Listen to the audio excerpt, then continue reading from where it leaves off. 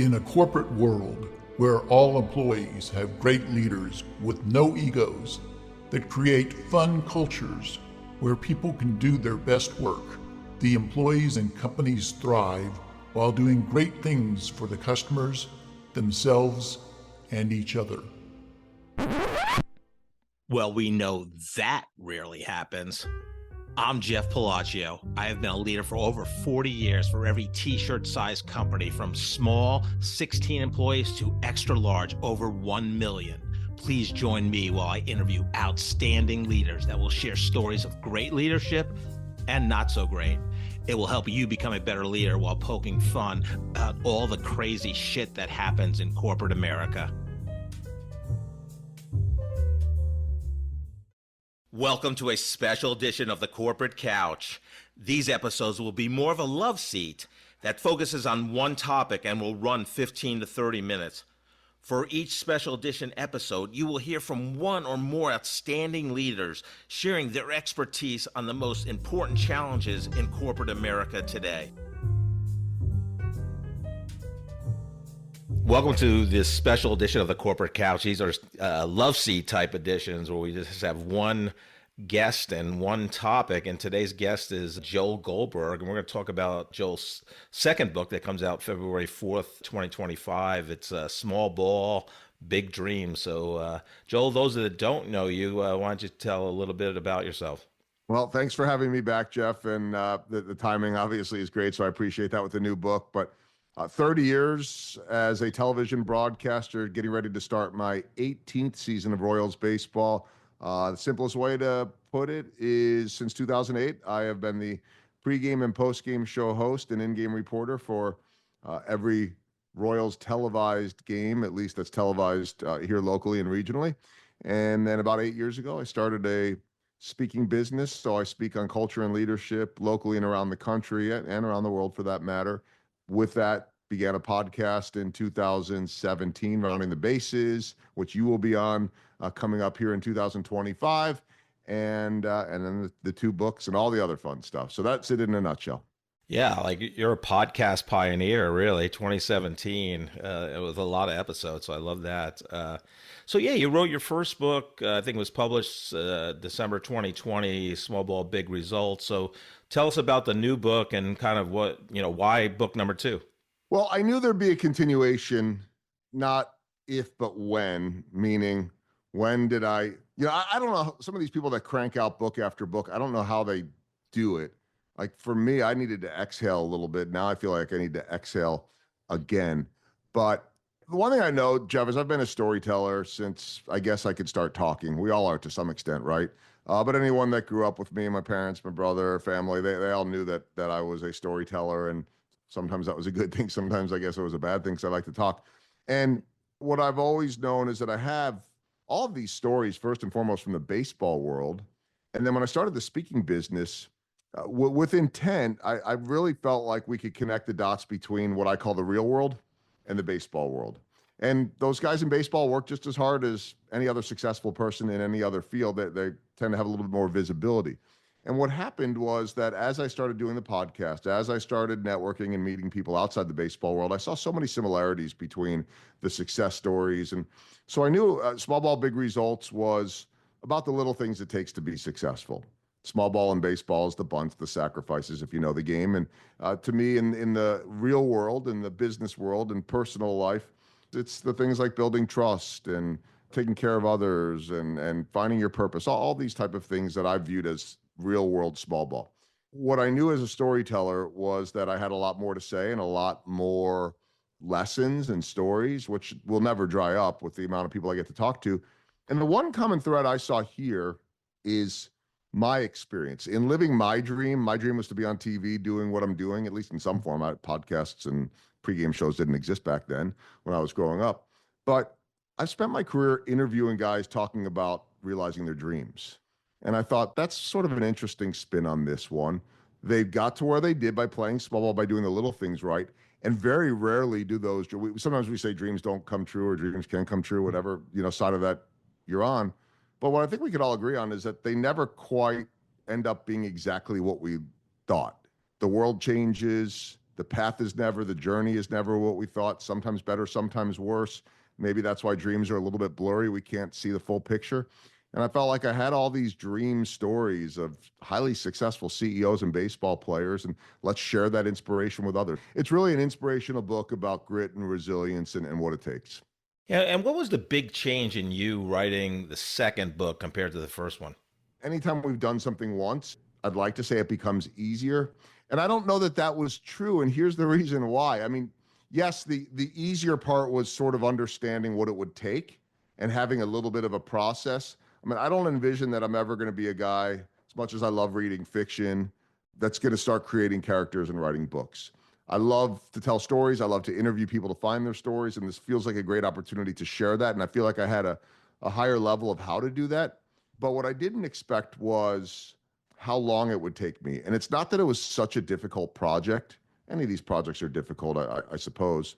It's that the first one I wrote during the pandemic, and there seemed to be more hours in the day back then. You know, back then we were in the middle of or completing, I guess, sprinting towards a 60-game season instead of 162.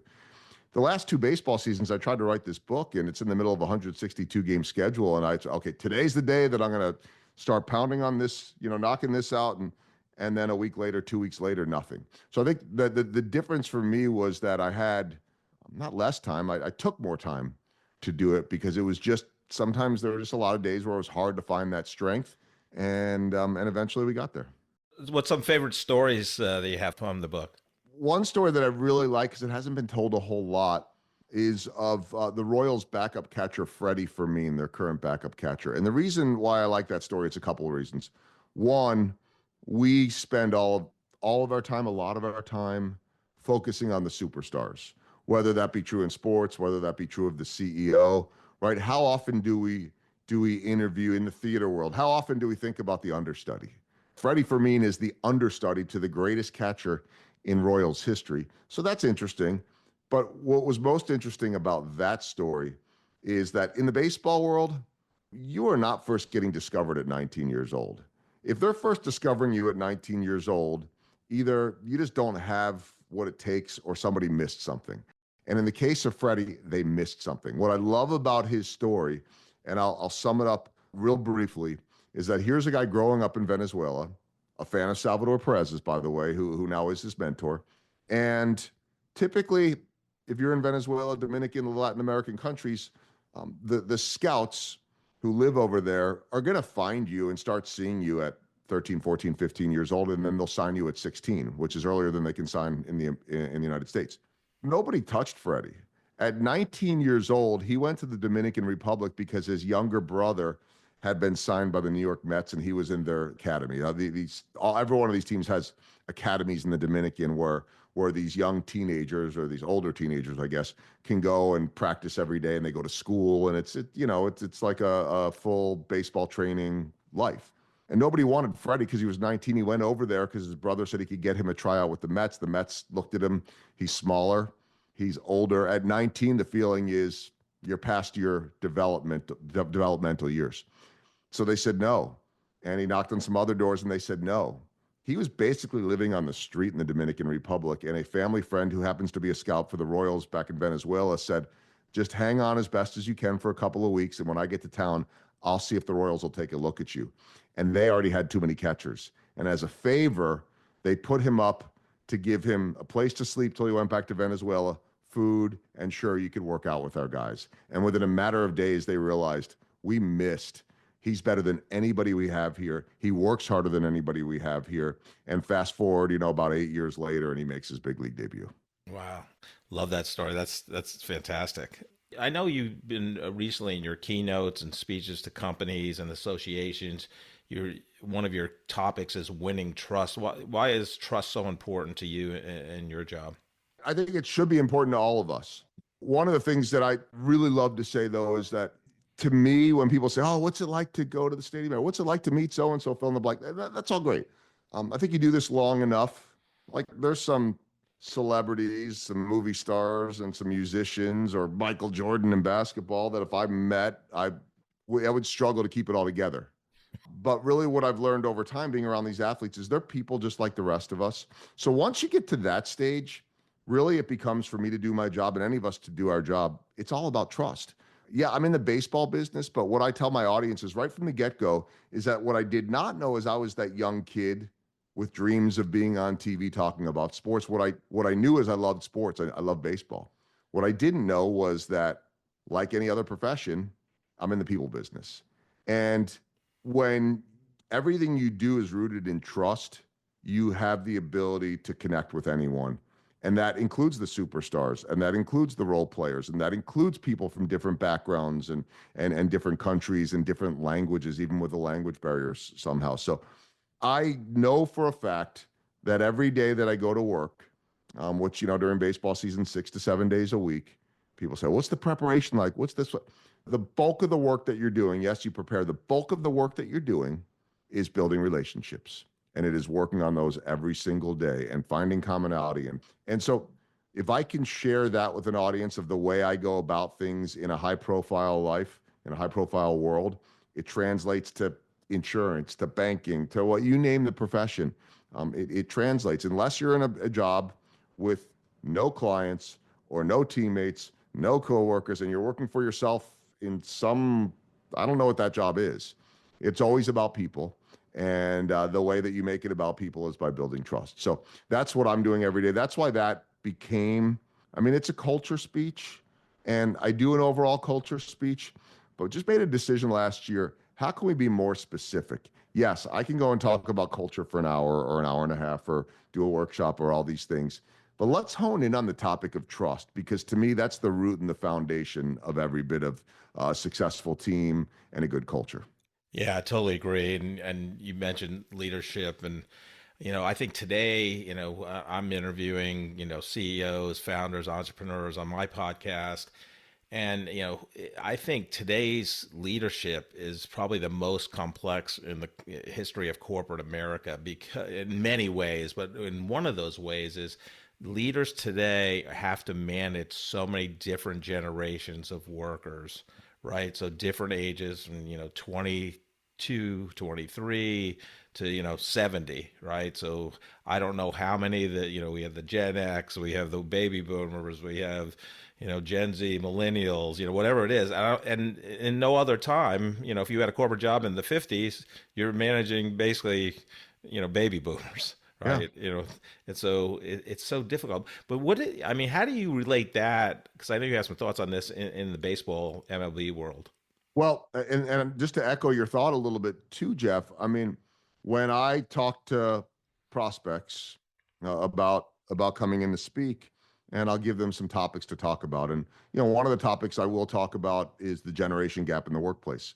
And, I heard someone the other day that said, you know what, we love that topic, but it's just been talked about so much lately. And so we've already had that. And I get that. That's a hot topic right now. But really, it's all rooted in trust. So look at the generation gap, what you're talking about, and relatability to the baseball world. I'll just take my story. When I started covering athletes, I was in my 20s and they were in their 20s. And then I started covering, not started, but then I was in my 30s and I was covering athletes and they were in their 20s and 30s. And then I was in my 40s and they were in their 20s and 30s. And now I'm in my 50s and they're in their 20s. So I'm in a profession that forces me to close that generation gap. I have no choice. There are a lot of boomers or Gen Xers that are having to figure out how to work with, how to partner with, how to be leaders of Gen Z. And whatever the next one is, Alpha or whatever they're calling that one, they're coming soon too.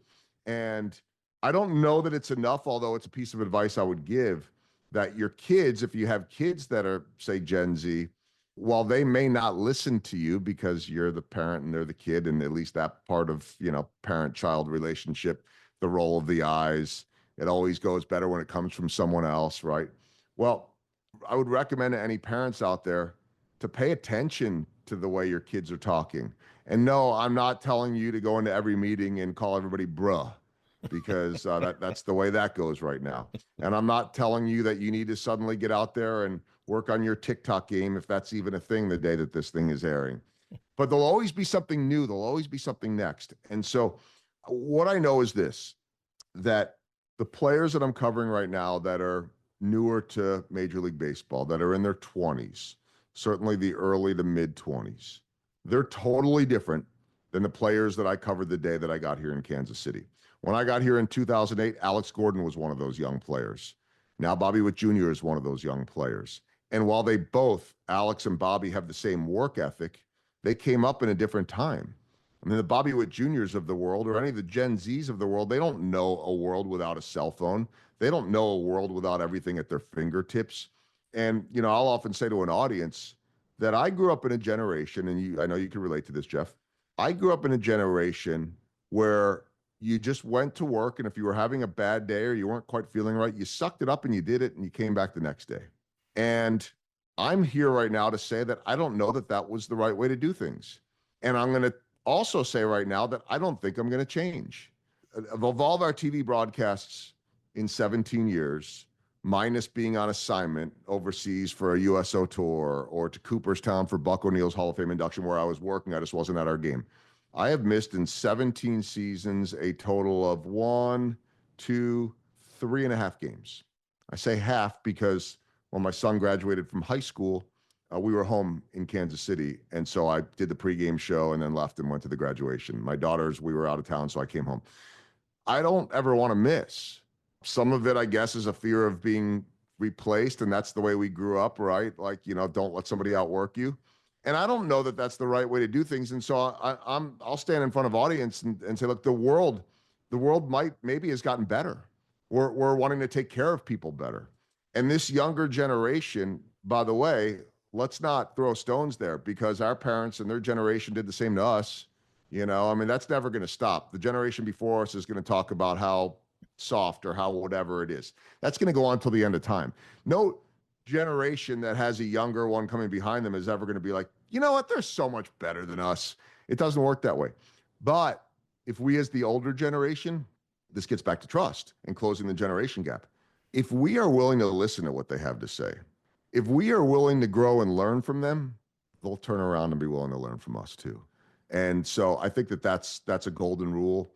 And one of my favorite strategies of trust is to try to empower someone to tap into their expertise, to value their opinion, to value what they have to say and how they might be able to help you. Because I think most of us feel like it's an honor. It's a privilege when someone wants to tap into our expertise. And just because someone's younger doesn't mean that they don't have something to share. And so I see that every day in baseball. It drives me nuts when some of my, older, my contemporaries, we'll say it that way, when they say, yeah, well, back when we played or back when we're not back there anymore. We're here.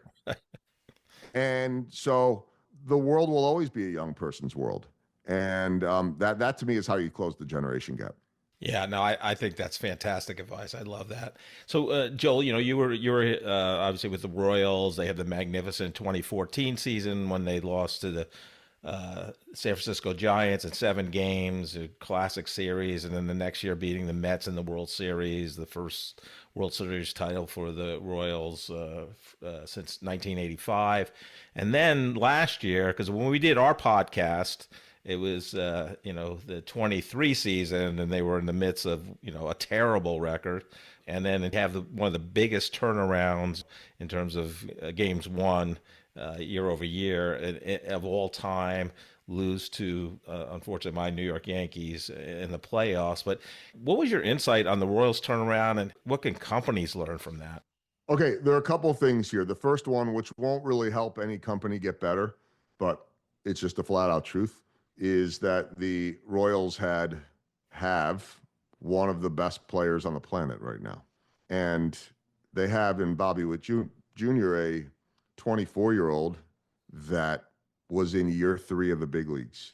He in his 3rd year had pretty much started almost every single game. And so he had the experience, he signed the big contract, and he is a generational, once-in-a-lifetime talent. He is the most talented, intriguing, whatever words you want to put in there, player that the Royals have had since George Brett. And George Brett, played 70s, 80s, early 90s. And it's been that long. So, okay, that's the truth of the matter. But the other piece is this. They went out there and they found the right people. And that's easier said than done, because I could say that if the year before they'd found all the right people, maybe they wouldn't have lost 106 games, or maybe they did have some of the right people. But what I know is that they were able to build around two key pieces, Salvador Perez and Bobby Witt Jr. In Salvador Perez, you have the veteran who, by the way, was resurgent this year, in part because the aforementioned Freddie Fermin really, really grew into the backup role to a point where Salvador and the Royals felt comfortable enough to let someone else, for the first time in years, get more time behind the plate. It used to be that Salvi would play 6, sometimes even 7 days a week behind the plate, unheard of for a catcher, and there's going to be some wear and tear. Now at 34 years old, he turned 34 early in the season, he could play first base for a day, even two, DH some. New challenge, reinvigorated him. He's not behind the plate all game long. He has confidence in the guy back there. So in Salvador Perez, you have, I wouldn't call him the generational talent like Bobby Witt, because nobody is, but he's an icon. He's a leader. He had one of his most productive years and did so at 34. And here's the common thread between Bobby Witt Jr. and Salvador Perez: two hardest working guys on the team. So if your two best players, the leader that's been here forever and the upcoming quiet leader, who, oh, by the way, the longtime veteran, Salvador Perez, and there's some generation gap there too. You got a millennial and a Gen Z. Salvador Perez could say, this guy's stealing my spotlight. I'm not the guy anymore. Well, everybody knows it's Salvi's team, but Salvi's the first one leading the charge saying, I want this to be Bobby's team, and I'm going to show him the way how to lead, and I want him to have a voice.